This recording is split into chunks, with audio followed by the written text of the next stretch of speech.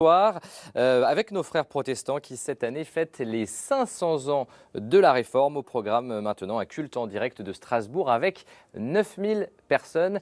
Très bon anniversaire donc à tous les protestants de France et très bon dimanche à tous.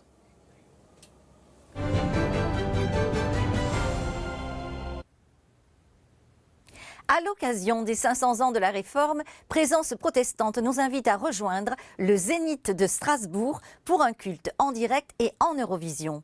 Dans le cadre du rassemblement Protestants en fête, 10 000 personnes sont réunies ce matin pour prier et célébrer Dieu. Le pasteur François Claveroli, président de la Fédération protestante de France, partagera un message sur le thème de la fraternité.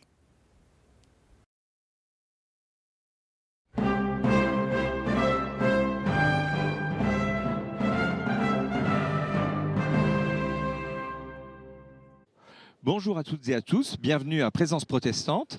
Un bonjour tout particulier à nos amis suisses, belges, du continent africain et d'ailleurs dans le monde qui nous rejoignent aujourd'hui. Et je voudrais remercier tout particulièrement nos amis catholiques qui nous laissent ce temps, d'habitude sur la messe, un temps de messe télévisé, qui nous laissent donc ce temps télévisé pour un temps de culte. Je suis à côté de Christian Krieger, vice-président de la Fédération protestante de France, entre autres responsabilités. Christian, pouvez-vous nous en dire un petit peu plus? Où sommes-nous? Que se passe-t-il? Bonjour Christophe, bonjour chers amis téléspectateurs. Au nom de la Fédération protestante de France, je voudrais vous souhaiter une très chaleureuse bienvenue ici à Strasbourg, au Zénith, pour ce culte de Protestants en fête. Protestants en fête est une manifestation festive qui rassemble plus de 15 000 personnes à Strasbourg à l'occasion du 500e anniversaire de la Réforme. Alors la Réforme, on en parle beaucoup en ce moment, mais pouvez-vous nous en dire plus? De quoi s'agit-il? En 1517, Martin Luther lançait un débat public en affichant 95 thèses. Aujourd'hui, 500 ans après, des protestants dans leur grande diversité, des baptistes, des ménonites, des évangéliques de toutes sortes, des pentecôtistes, des luthériens et des réformés bien sûr, se réunissent à Strasbourg, célèbrent, prient, débattent autour du thème « Vivre la fraternité ». Et alors justement, ce rassemblement strasbourgeois a une teinte particulière. Quelle est-elle? En effet, en 2017, pour la première fois, cette commémoration de la Réforme est résolument œcuménique. Et j'en profite pour adresser une très œcuménique et fraternelle bienvenue à tous nos frères et toutes nos sœurs chrétiennes et les invite à nous rejoindre pour cette célébration, pour ce culte, en accueillant la parole de celui qui nous bénit. Bon culte à tous. Bon culte.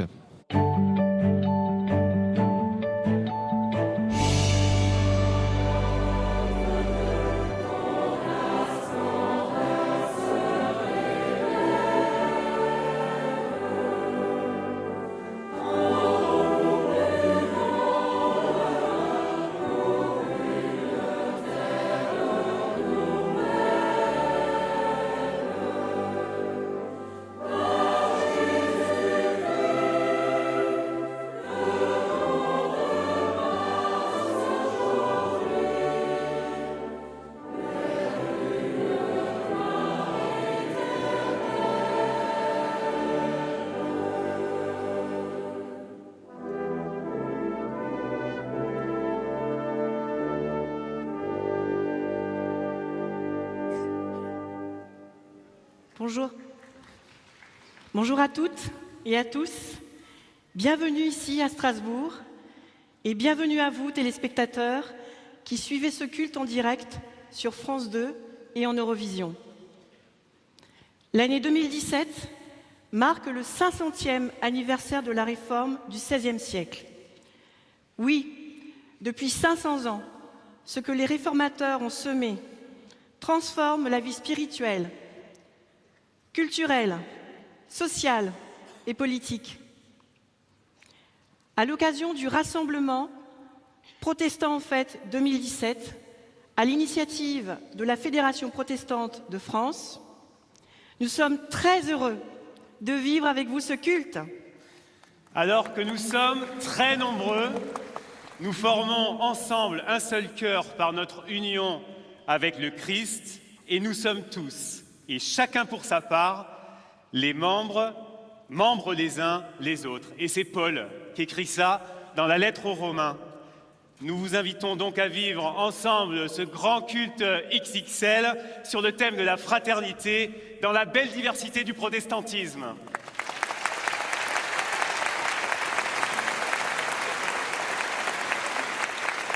Je vous remercie d'accueillir Monsieur Christian Albecker, président de l'Union des Églises protestantes d'Alsace-Lorraine.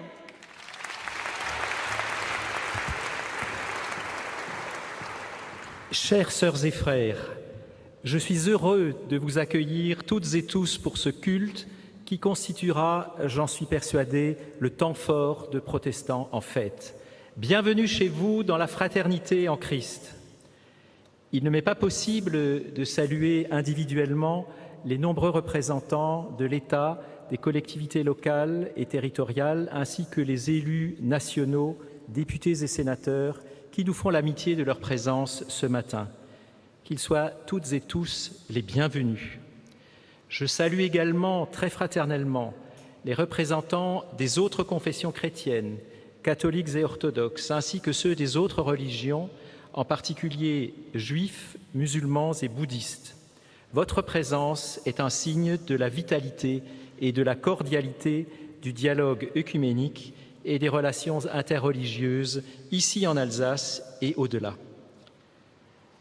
Toute sa vie, Martin Luther n'a eu d'autre but que d'amener ses contemporains au Christ et de leur donner accès au message libérateur de l'Évangile. S'inscrire dans son sillage ce matin, c'est vivre la fraternité en Christ qui nous est offerte par-delà les frontières confessionnelles parce que nous sommes tous enfants d'un même Père. Joyeux culte à vous toutes et tous.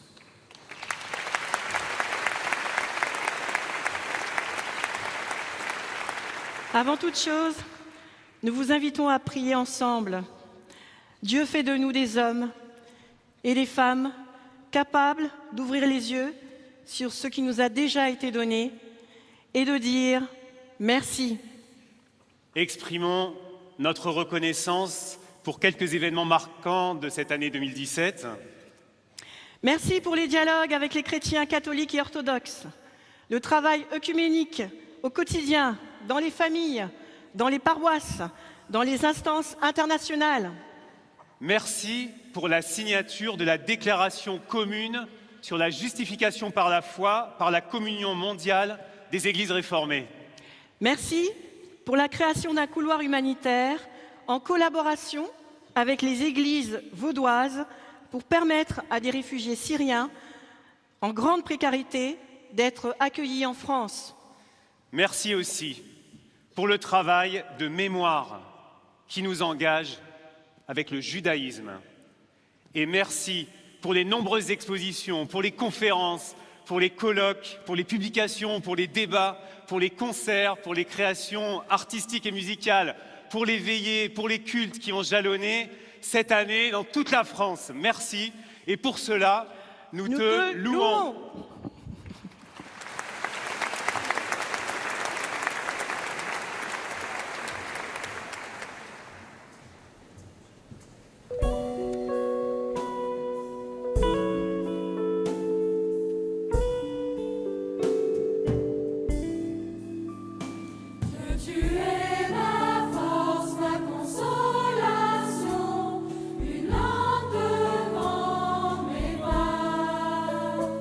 Ta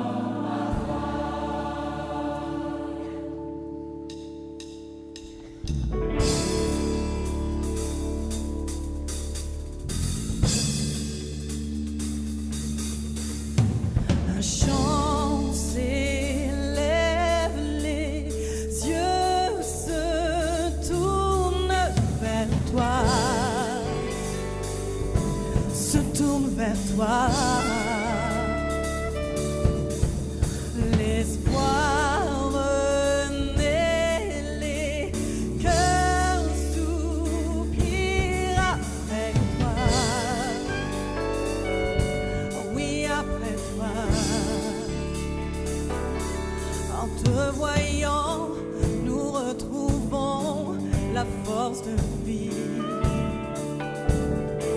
Et quand nous sommes en ta présence, nos craintes fuient, elles s'enfuient.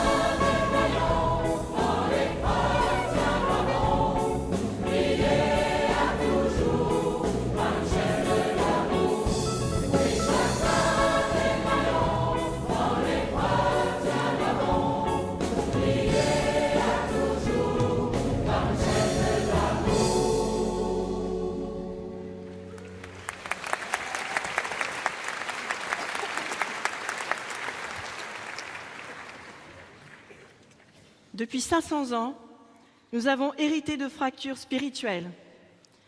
Catholiques et protestants se sont exclus mutuellement de la communion offerte en Christ. Nous nous sommes habitués à vivre séparément. Aujourd'hui, Dieu éternel, tu nous donnes l'occasion de nous souvenir les uns les autres sans nous opposer devant toi. Avec reconnaissance pour tant de dons reçus en commun, nous voulons nous engager à quitter les chemins de la médisance et accepter de devenir des hommes et des femmes de bénédiction. Nous nous souvenons des autres réformes qui ont eu lieu au sein du protestantisme. Nous faisons mémoire notamment des chrétiens anabaptistes et ménonites persécutés à partir du XVIe siècle par d'autres protestants. Devant toi, Seigneur, nous déposons aussi les difficultés actuelles. Nous sommes tentés d'abandonner les échanges et de nous séparer quand nous n'arrivons plus à nous comprendre et quand les convictions des uns apparaissent à d'autres comme une trahison de ton évangile.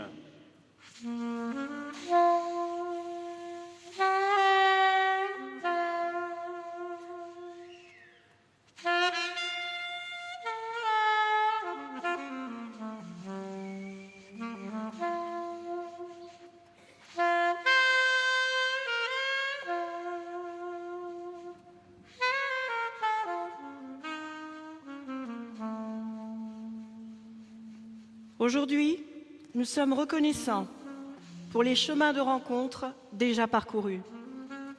Que cette mémoire soit vivante et nous encourage à poursuivre nos efforts pour construire un monde bienveillant et solidaire.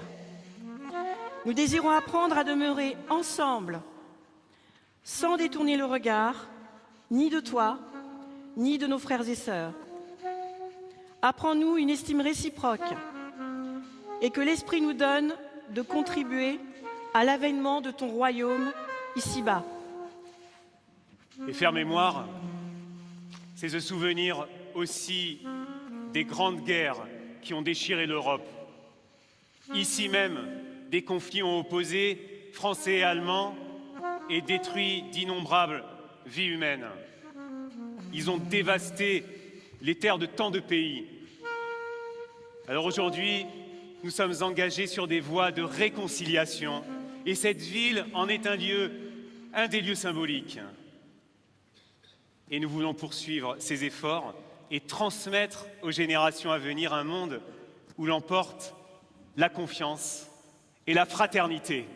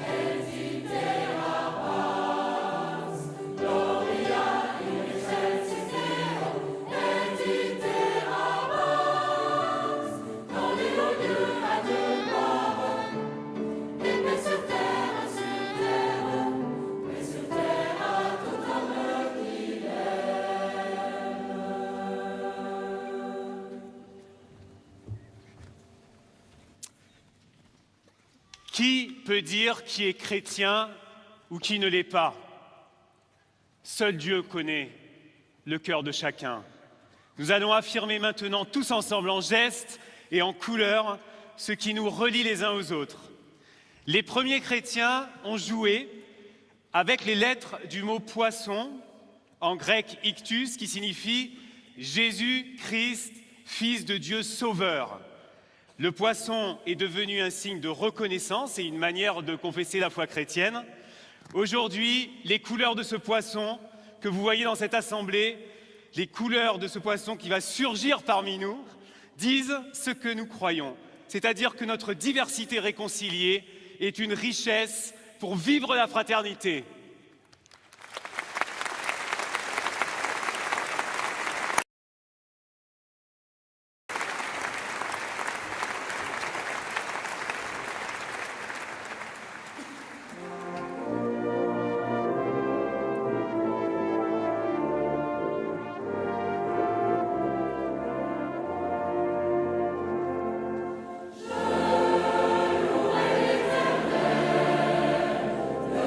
Oh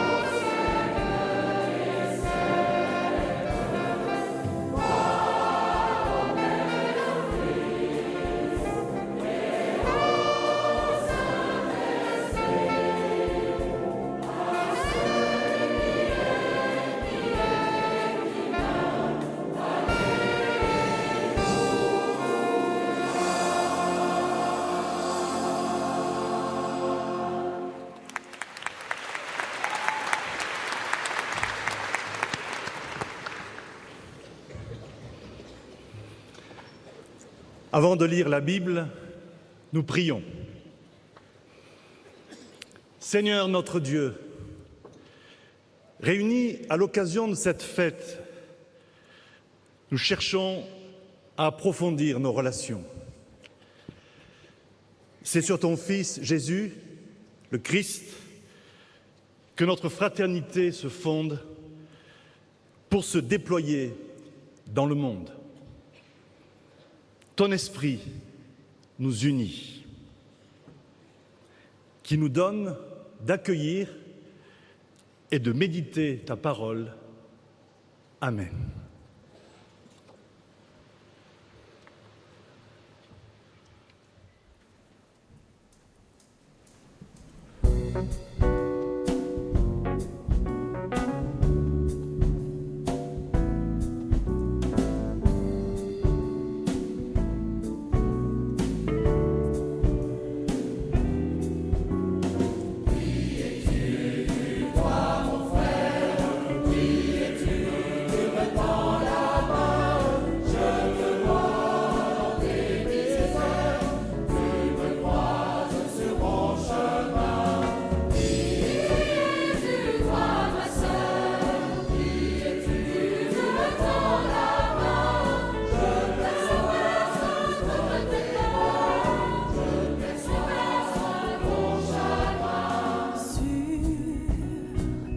Une barge fragile, cherchant l'asile, un lendemain, tu subis les exils et en péril ton quotidien.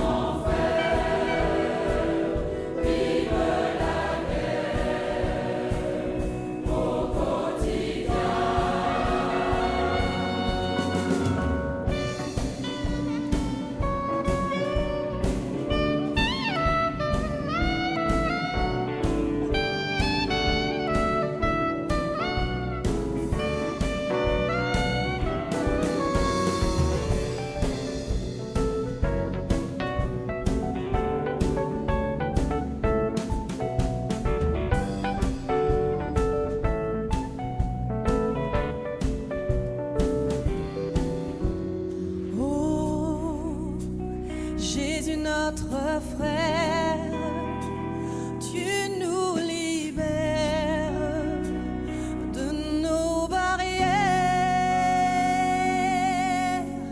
que foi et charité viennent bousculer l'humanité.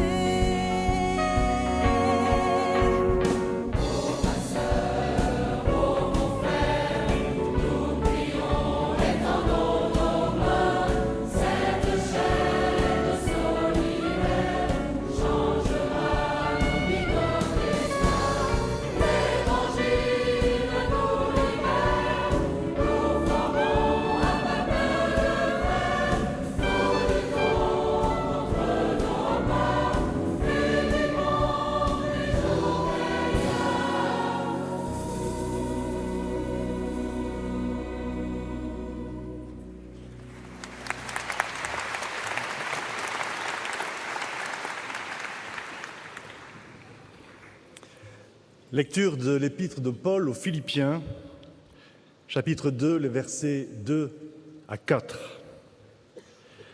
Alors, rendez-moi parfaitement heureux en vous mettant d'accord, en ayant un même amour, en étant unis de cœur et d'intention. Ne faites rien par esprit de rivalité ou par désir inutile de briller, mais avec humilité, considérez les autres comme supérieurs à vous-même. Que personne ne recherche son propre intérêt, mais que chacun de vous pense à celui des autres. Protestants en fête, c'est aussi 3 jours de fête pour les jeunes.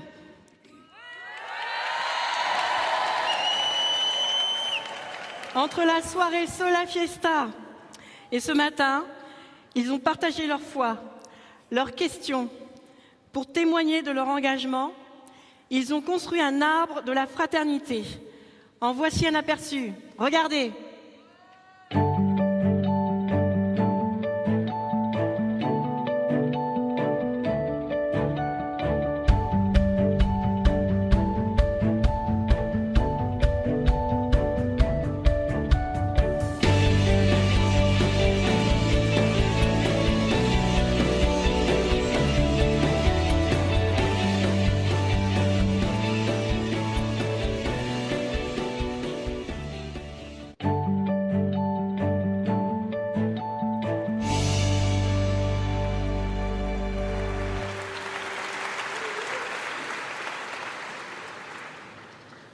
C'est pas encore maintenant.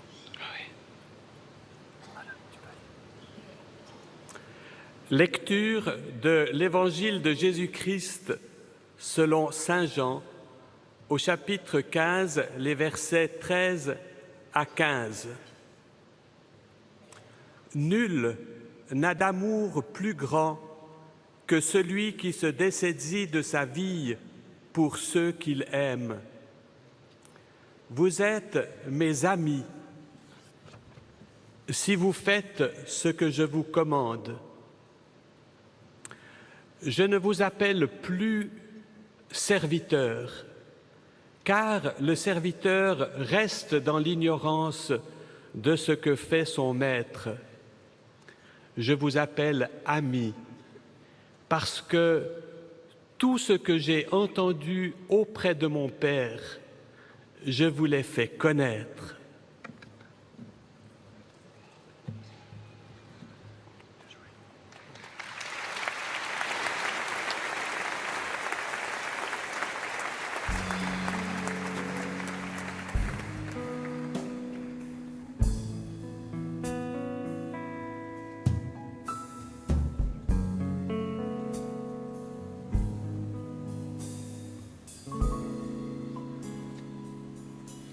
La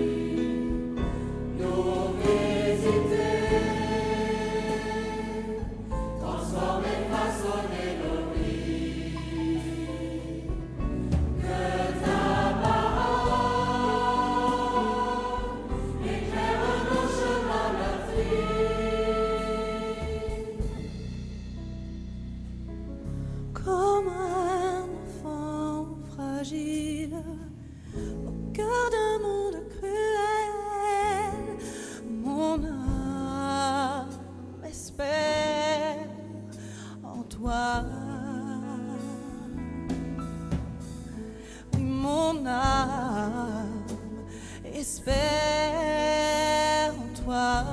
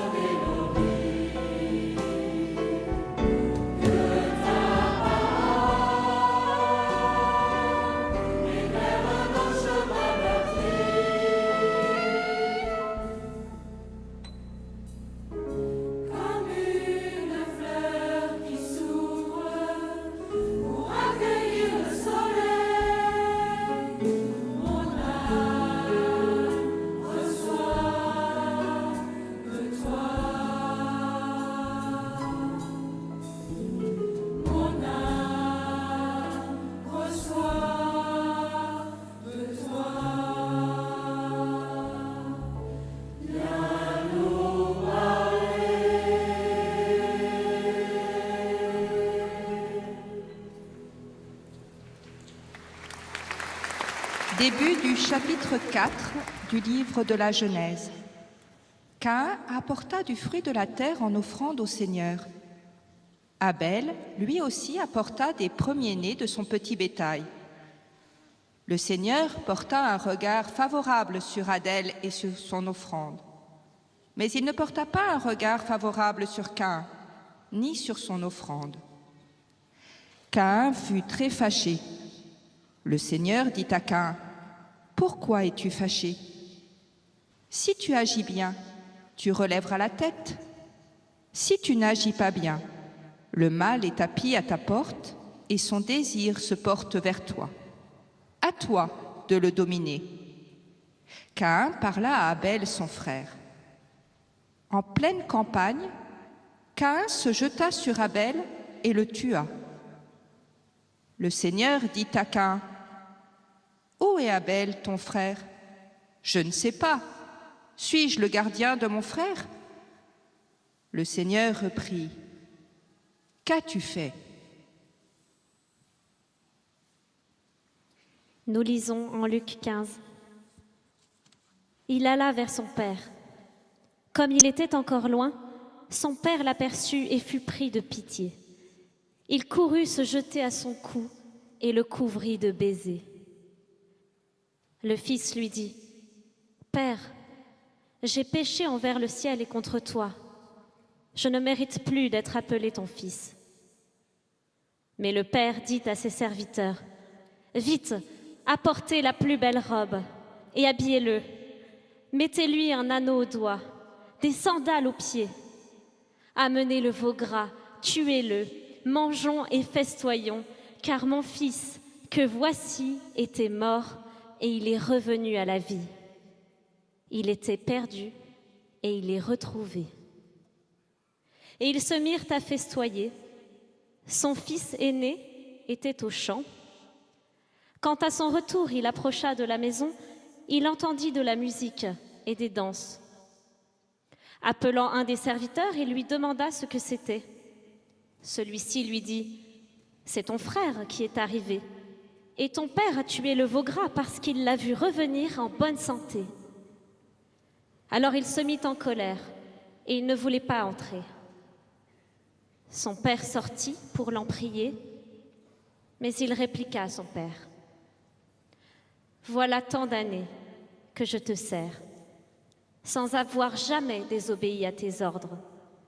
Et à moi, tu n'as jamais donné un chevreau pour festoyer avec mes amis. Mais quand ton fils que voici est arrivé, lui qui a mangé ton avoir avec des filles, tu as tué le veau gras pour lui. »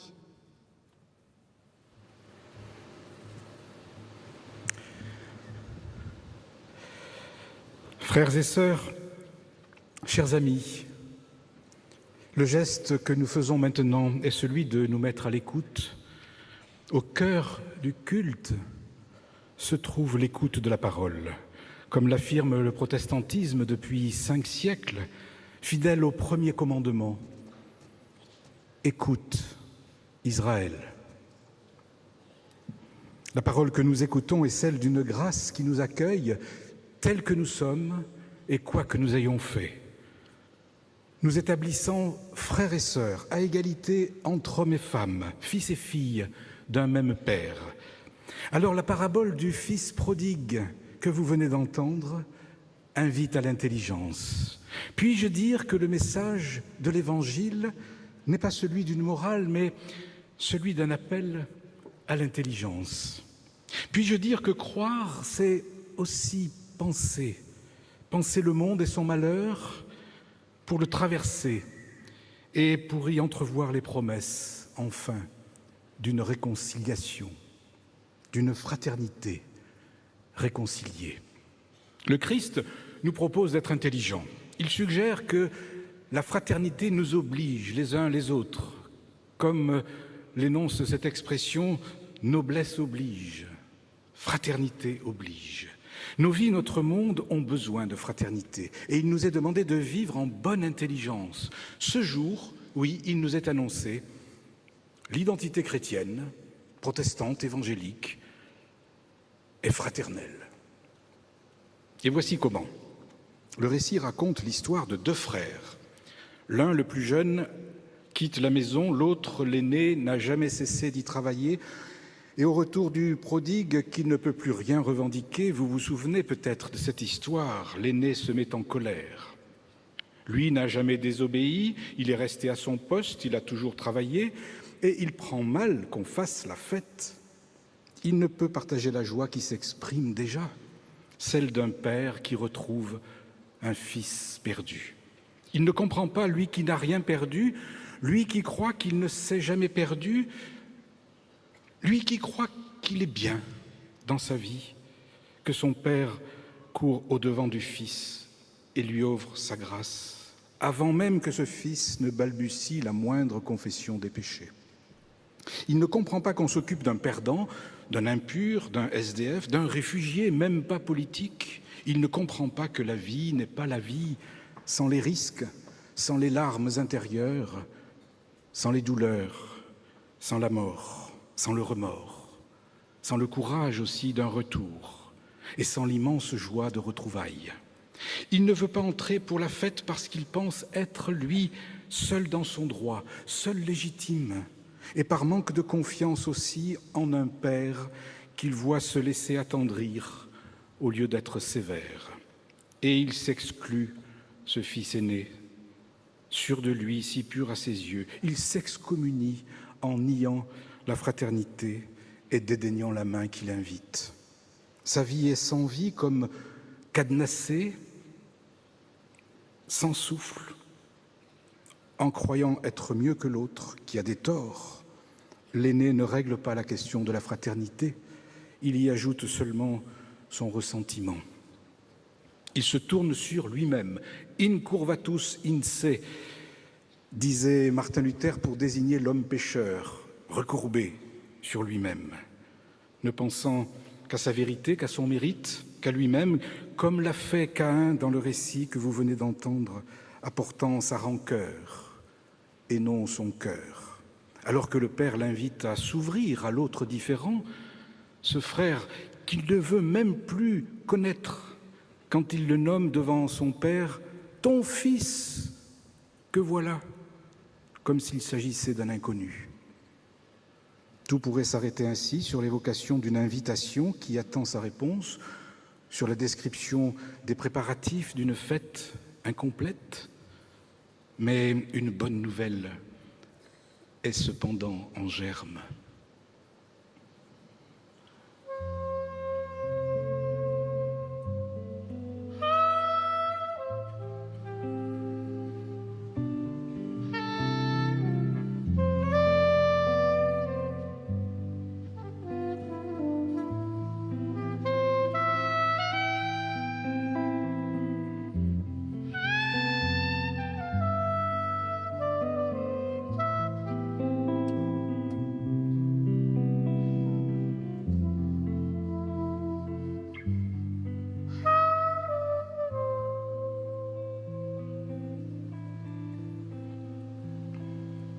Oui, une bonne nouvelle se dit comme en cachette, dans le secret de nos cœurs, dans le secret de notre intelligence. Cette bonne nouvelle se lit presque entre les lignes.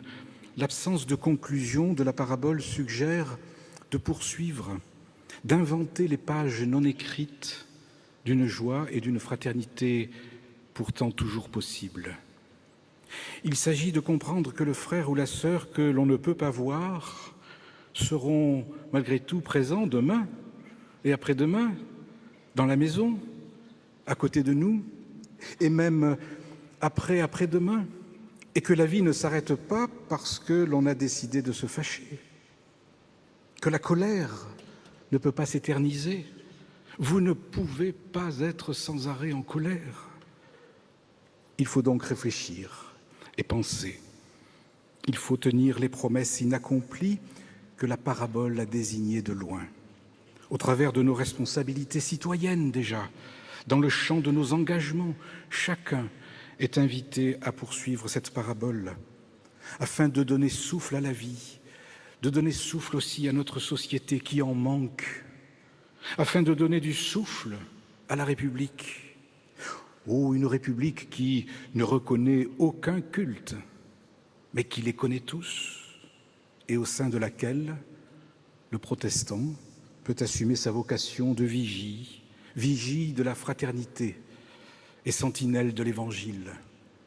Une société où le protestant accomplit cette vocation, celle d'entendre la colère de tous les aînés, mais sans jamais en être complice, ni en nourrir l'orage, mais bien pour la conduire à son apaisement, par l'écoute, la bienveillance, la réflexion, la prière. Rien ne sert de culpabiliser, rien ne sert de condamner à notre tour l'aîné comme l'aîné condamnait le prodigue. La porte reste ouverte, énonce la parabole. Et la fraternité possible demain et après-demain. À l'image de l'histoire de Caïn et Abel, souvenez-vous, une histoire placée au tout début de la Bible, comme pour suggérer qu'une suite est possible après que le pire a pourtant été commis. Il est annoncé une promesse, celle d'une fraternité réconciliée où nous pourrons dire et où nous pouvons dire d'ores et déjà « Oui, je suis le gardien de mon frère et de ma sœur ». Cette parabole alerte donc. Elle met en garde contre toutes les revendications identitaires, contre le fondamentalisme qui excommunie, qui humilie parfois, qui tue par les mots ou par les actes. Eh bien, la Réforme a rappelé il y a 500 ans déjà que la foi en Christ ne revendiquait rien pour elle, que la foi était avant tout confiance, qu'elle appelait à la fraternité.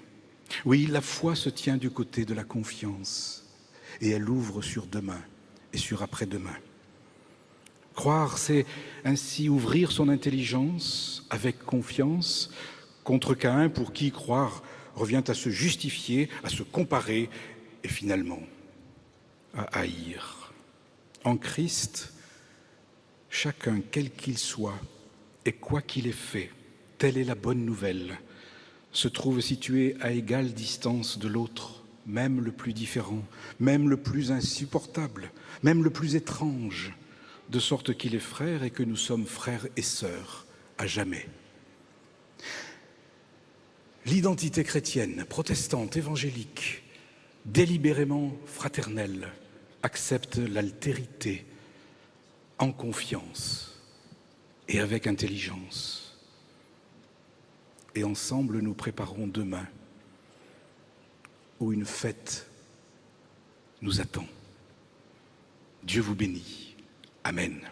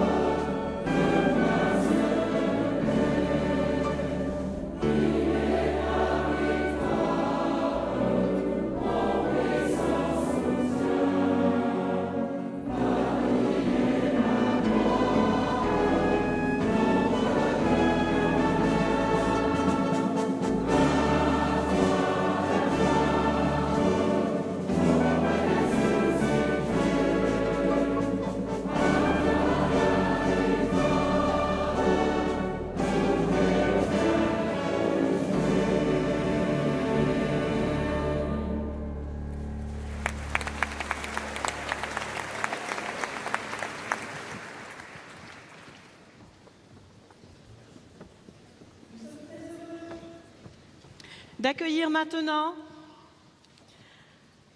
Ariad et Anas Sifou et leurs hôtes, Liliane et Jean-Pierre. Bonjour.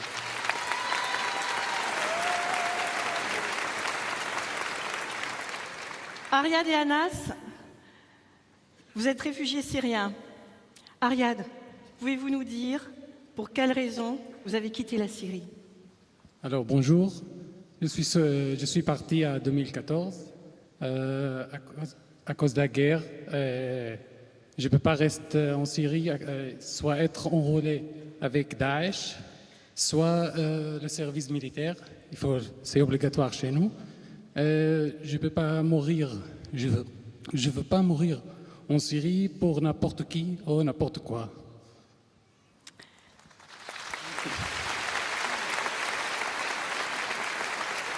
Anas, pouvez-vous nous dire par quel chemin vous êtes arrivé en France? Je suis sorti en 2015 de Syrie, à Liban.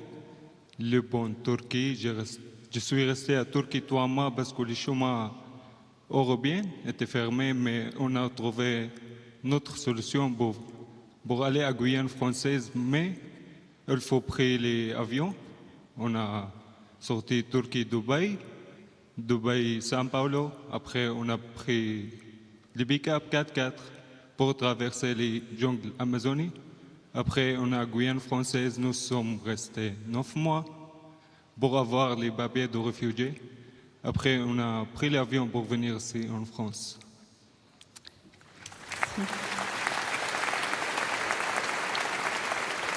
Ariad, comment s'est passé votre accueil dans la région de Strasbourg?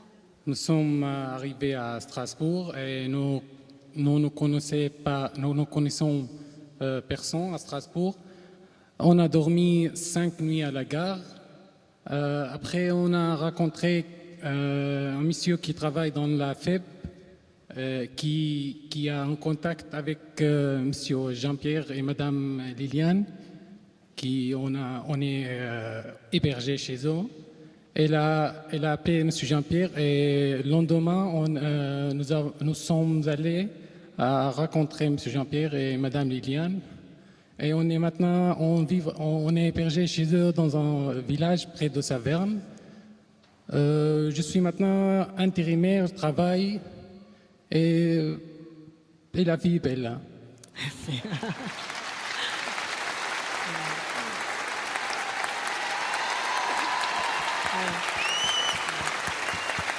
Anas, quels sont vos projets? J'ai pris le français maintenant. Je cherche le travail. J'ai trouvé un stage. Plus tard, je vais terminer mes études de vétérinaire. Comme j'aurai trouvé un appartement, je vais faire venir ma femme. Bien, pardon. Merci. Merci Ariad et Anas.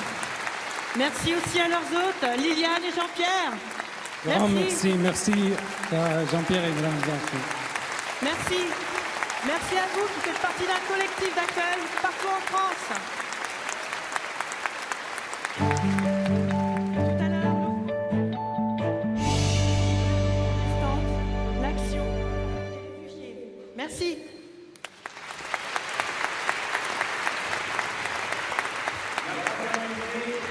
La fraternité se vit aussi dans la prière. Cette corde disposée ici que nous allons maintenant utiliser est une invitation à tresser demain, dans nos lieux de vie, des paroles, des actions avec d'autres frères et sœurs pour ne pas témoigner seul de l'Évangile. Je vous invite à entrer maintenant dans ce temps de prière.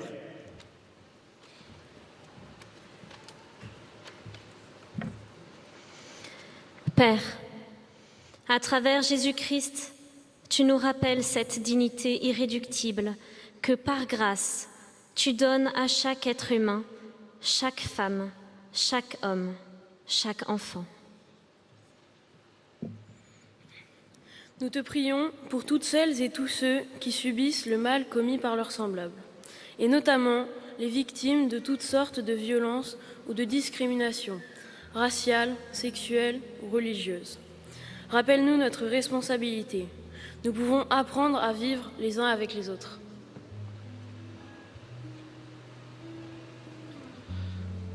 Seigneur, redonne l'espérance et la force aux plus démunis. Inspire à nos communautés et à chaque membre de nos églises le courage de s'engager. Que nous puissions créer et développer ces lieux de refuge et de ressourcement dont notre société a besoin.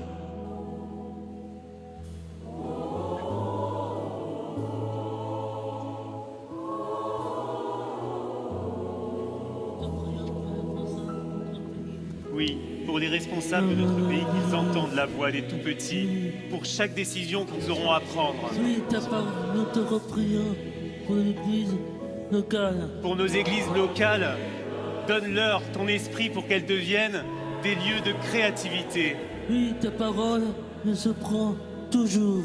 Oui, que ta parole devienne source de joie pour toutes les générations.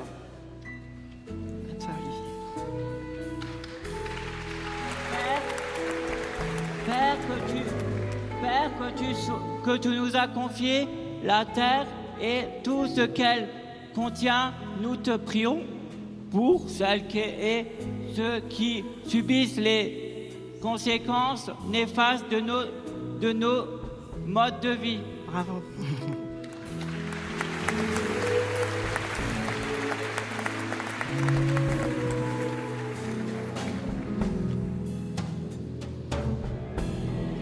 Apprends-nous la reconnaissance, la sobriété et le partage, parce que nous désirons inventer de nouveaux modes de production et de nouvelles manières de vivre. Accompagne-nous dans ce temps de la scène que nous allons vivre. Amen.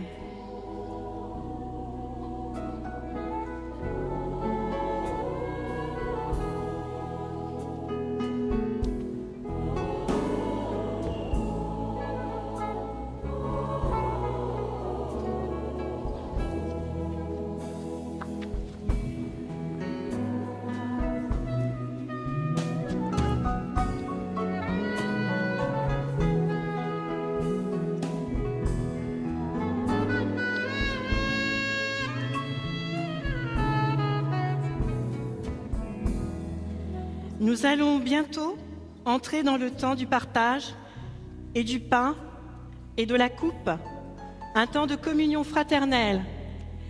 Nous saluons les téléspectateurs qui vont bientôt nous quitter. Avec vous aussi, nous sommes heureux d'avoir tissé des liens de fraternité. À très bien. Vas-y, ça marche. À très bientôt et que Dieu vous bénisse. C'est comme ça. On lève la main ensemble. On lève la main ensemble.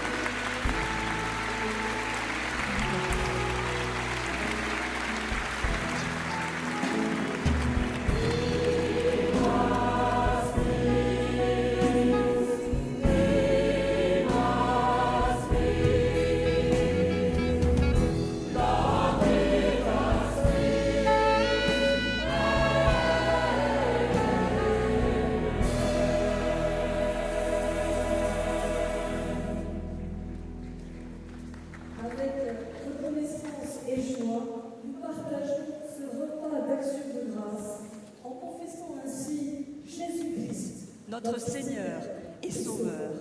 Au-delà de nos sensibilités particulières, nous voulons, par la scène célébrée, réaffirmer son unité profonde avec la parole entendue. Oui,